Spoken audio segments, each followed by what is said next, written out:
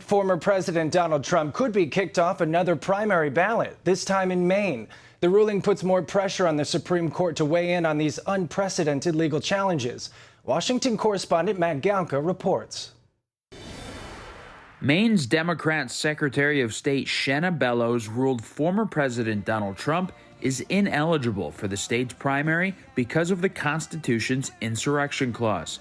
A group of former Maine lawmakers, including a Democrat, a Republican, and an independent, brought the issue to Bellows. We believe former President Trump on January 6 engaged in an insurrection against the Constitution of the United States.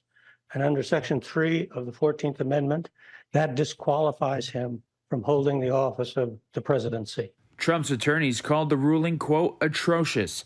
In a hearing before the secretary, they cited other states' decisions to keep him on the ballot and stop him from being disqualified in Maine. All of whom have been asked to engage in this type of in a disqualification, and every administrative official has declined to do that for good reason. The decision in Maine follows a ruling by the Colorado Supreme Court this month barring Trump from the ballot in that state primary.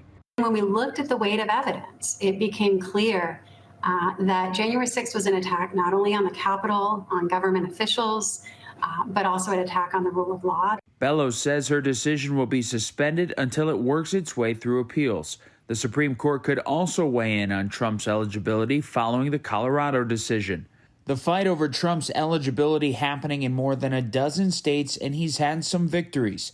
Earlier this week, the Michigan Supreme Court rejected a bid to disqualify him from that state's primary. Last night, California's Secretary of State declined calls by state Democrats to remove his name from the ballot. Matt Galka, CBN News.